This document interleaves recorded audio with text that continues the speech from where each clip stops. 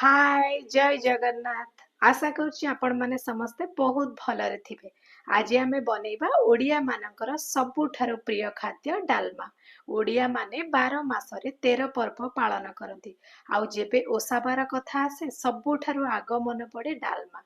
डालमा तो बहुत प्रकार अछि। आज आमे बनेइबा बाडिया डालमा। सेथिपई मु गोटे छोट ग्लास रे ग्लास नेइची हरड जाई। आउ छोट ग्लास रे गोटे ग्लास नेइची मसुर जाई। आउ घर भजा ହେଇଥିବା ମୁଗ ଡାଲି ଯୋଉଟା କି ମୁଁ ଗୋଟେ ଗ୍ଲାସ ନେଇଛି ଛୋଟ ଗ୍ଲାସ ରେ ସବୁ ଯାକ ପ୍ରଥମେ ଆମେ ପାଣିରେ ଡାଲମା ବନେଇବା ପୂର୍ବରୁ ଆଗ ଭେଦେଇ ଦେବା ଯୋଉଟା କି ଡାଲମାରେ ଯାଇ କମ ସମୟ ନବ ସିଝିବା ପାଇଁ। ଯୋଉଟା କି ମୁଁ ସବୁ ଯାକ ଯାଇ ମିଶେଇକି ଧୋଇ ଦେଇଛି ଭଲସେ। ତାପରେ ଏଠି ପାଣି ଗରମ ହେଇଗଲାଣି ତ ଏଥିରେ ମୁଁ ବର୍ତ୍ତମାନ ସବୁ ଯାକ ଯାଇ ଆଡ କରିଦେଇଛି। ସ୍ୱାଦ ଅନୁସାରେ ମୁଁ ଲୁଣ ଆଡ କରିଛି। ଆଉ ତା ସହିତ ଏଠି ମୁଁ ହଳଦୀ ଆଡ କରିଛି। ଆଉ ଦୁଇଟା ତେଜପତ୍ର ତାକୁ ମୁଁ ଆଡ କରିଦେଇଛି ଡାଲମାରେ। ତେଜପତ୍ର ନିଶ୍ଚିନ୍ତ ପକେଇବେ। ତ ଏଠି ମୋ ପାଖରେ ଯାହା ବି ପରିବା ଥିଲା ମୁଁ ସବୁ ନେଇଛି ଯୋଉଟା କି କଖାରୁ, ଖଡା, ପଣସ ମଞ୍ଜି, ମାଟି ଆଳୁ, ସାରୁ ଯାହା ବି ଆଭେଲେବଲ ଥିଲା ମୋ ପାଖରେ ପରିବା ନେଇଛି। ଆପଣଙ୍କ ପାଖରେ ଯାହା ଥିବ ଆପଣ ସେଇ ପରିବା ଗୁଡା ନେଇପାରିବେ। ଡାଲମା ପାଇଁ ସେମିତି କିଛି ପରିବାର ରେଷ୍ଟ୍ରିକ୍ସନ ନଥାଏ। ତ ଯାହା ବି ଆଭେଲେବଲ ଥିବ ଆପଣ ନେଇପାରିବେ।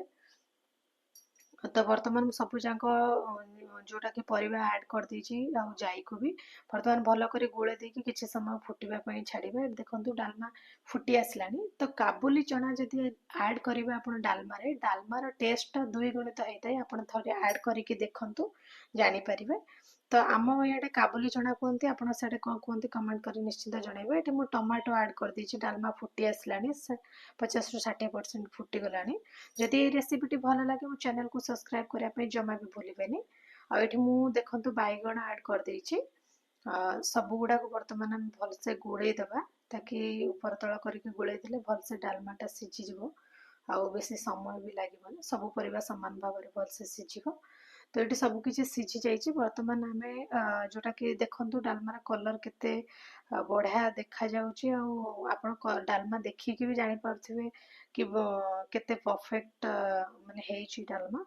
ତ ଏବେ ଆମେ ଡାଲମାକୁ ବଘାରିବା ପାଇଁ ତାର ଇଏ ରେଡି କରିବା। ଫାଷ୍ଟ ଆମେ ଜିରା ଲଙ୍କା ଗୁଣ୍ଡ ପାଇଁ ଆମେ ଲଙ୍କାକୁ ଭାଜିବା ଯୋଉଟା କି ନାଲି ଲଙ୍କା ମୁଁ ନେଇଛି।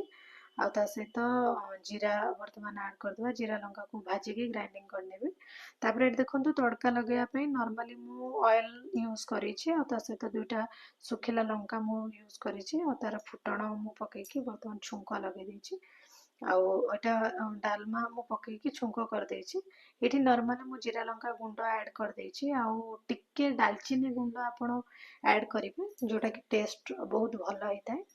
ଆଉ ବର୍ତ୍ତମାନ ଦେଖନ୍ତୁ ମୁଁ ଏଇଠି ଗୋଳେଇ ଦଉଛି ଭଲସେ। ତାର ବହୁତ ବଢିଆ ବାସ୍ନା ବି ଆସୁଛି। ଏଇଟା ବର୍ତ୍ତମାନ ରେଡି ଟୁ ସର୍ଭ ପାଇଁ ହେଇଗଲାଣି। ତ ମୁଁ ଏଇଠି ସର୍ଭ କରିଦେଇଛି ମୋ ଶାଶୁ ଆଉ ସ୍ୱାମୀଙ୍କ ପାଇଁ। Thank you. ରହିଲି।